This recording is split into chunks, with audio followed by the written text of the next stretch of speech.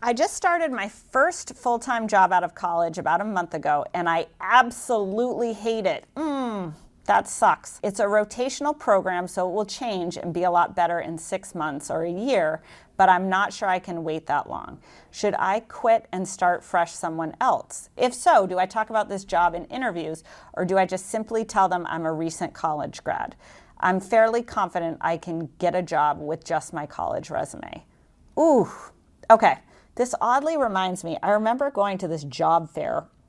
My roommate Alyssa and I took my Volkswagen Golf in the middle of an ice storm from Colby and drove to Greenwich, Connecticut, where we stayed at a teammate's house, one of my field hockey lacrosse teammates' house. Lovely family. And the dad worked in New York City and agreed to take Alyssa and I on the train with him to go into New York City.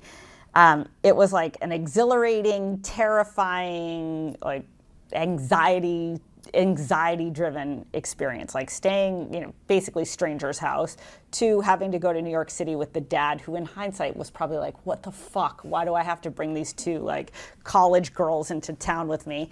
3, I can remember distinctly that everyone on, I guess you call it Metro North, was reading the paper. Like it was like you walked on the train and it was just like paper. But I remember going to this big conference room in some terrible hotel in Midtown. Didn't have a suit. My dad bought me like a dress and a jacket to wear over it that was black, which I felt like was close enough to a suit. I remember there was this other girl there from Colby who had like a clipboard, and she knew exactly where she wanted to work, and she did all this prep. Obviously, I didn't do any of that. But when I looked around, I was like, oh, it's all insurance companies. Like, I do not want to work at an insurance company. Like, I'll die if I work at an insurance company. So it sounds like I feel like that this person just took the insurance company job. So one is, I think the first thing is, why do you hate this job? Like, do you hate the company? Do you hate the brand? Do you hate the work? Do you hate the people? Like, what do you hate about it? Like, I'm sure if it's the insurance company that I was thinking where I was going to work, I was fairly sure I would hate all of it. Figure out what exactly you hate. I think the reason that's important is if you only hate things that are specific to the rotational role that you're in right now, then maybe you want to think about hanging on for the next 6 months or the year. If you hate most everything about this company, the line of work, the industry, whatever, then get the fuck out. So I would say in general, if you absolutely hate your role and you've been in it a month, I would opt out. I would get out. I'd go try something new. I don't think that there's any shame in saying what you tried and why you didn't like it. I would get very polished about that answer, but I wouldn't omit it. Basically, if anybody does a background check on you, they'll see that you worked there anyway, so I wouldn't hide that at all. But I think you really have to understand what it is you don't like and how much of it you don't like in order to be able to make the right choice about whether you should go or not. And then when it comes to finding your next job, I wouldn't hide it at all. I would say, hey, I took a job at XYZ insurance company, and I learned so much in a month, and here's what I learned. And mostly what I learned is that this wasn't the right job for me for this, and this reason, and I'm looking for blah, blah, blah. So that's my 2 cents there. Second question, I'm looking to leave my company after working 1 full year here. I've gotten comfortable, but I'm wanting to transition to a totally new industry and job position. Any tips on how to totally switch gears? This is awesome. Who doesn't love switching gears? Good for you. I love that you don't want to be comfortable. I think that's such a great way to feel about your life. So here's what I would do in terms of switching gears. One is get your house in order. Make sure your resume is up to date. Think about the skills that you've developed at your current job or the job before that. Think about what you're really good at. Think about what you're interested in. And think about the companies and the industries that would be interesting to you. I would create a map or just some type of whiteboard or some type of notebook, or maybe it's a Google Doc, where you start to just free-form brainstorm the type of company and the type of jobs that would be interesting. Don't forget, you're going to need to support yourself. So you got to think about salary as part of that. You've got to think about geography and where you would work as part of that. You've got to think about the size of the company. You've got to think about the industry. You've got to think about the seniority of the role or the type of role. But I would first make sure you've got everything ticked and tied from what you've done at your current job or your jobs before that. I would be sure to be articulate about the skills that you've developed that are totally transferable to a new industry or a new job. And then 3, I would just start to go crazy and think about what you could do. And once you have in mind of that huge brainstorm that you're doing, once you have in mind what is most interesting and compelling and viable for you, then start networking, start reaching out to people, start applying to jobs, start taking interviews, and hopefully you'll have so many choices. That's so exciting. All right, 3rd question. Do you have any advice for someone transitioning from an executive level position at a startup to a corporate environment or position?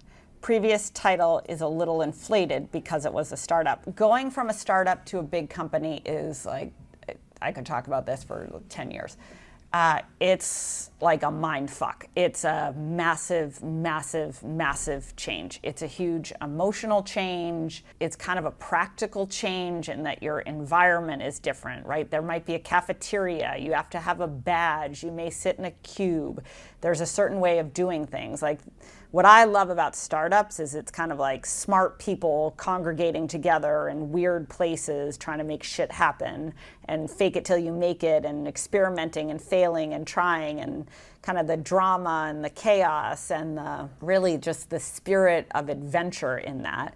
When you get to a big company, most big companies aren't consumed by a spirit of adventure, right? They're governed by a set of rules, a culture, a way of doing things, a set practice. Really what I think you've got to do is you just have to put almost a different mask on, or you have to wear a different hat in entering a really corporate environment versus being in a startup environment. You're still going to find really smart people. You're still going to get to have great adventures and to build great things.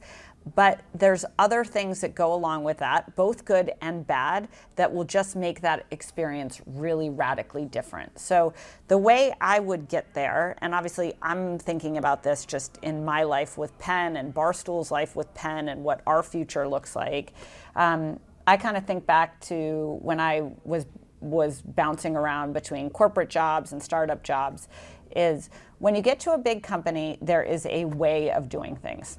Startups have a unique way of doing things, and there's a huge amount of volatility, I would say, in startups, or a high degree of creativity, and there's a lot of nuance, and I would say most every startup has a different culture. Corporations also have different cultures, but there are far more rules. There's far more people, there's far more processes, there's far more protocols. So you got to get yourself in a headspace of being able to deal with that, not get irritated by it, not be pissed off when you encounter it, but really thinking through how are you going to step your way through that culture in a way that helps you succeed. I think there's a lot of really good things to be learned from corporate environments. You learn how to deal with multiple stakeholders. You learn how to present and be very articulate. You learn how to manage up and down and sideways all simultaneously. You learn how to break the rules and you learn how to make the rules. So I think there's really good things that can happen in that environment. But the biggest thing is you got to get yourself in the headspace of knowing you're going into that environment and wanting to learn as much as you possibly can from it and to play your part in not only just doing great work, but taking as much from it as you can without getting frustrated, without bemoaning the fact that you're not in a startup or wishing you were in a more chaotic environment. Take advantage of the benefits, take advantage of the cafeteria, take advantage of the good pay, take advantage of the people you'll have exposure to. And what my bet is you'll rock the corporate thing for a little bit and then you'll go back to a startup. So all of that's good.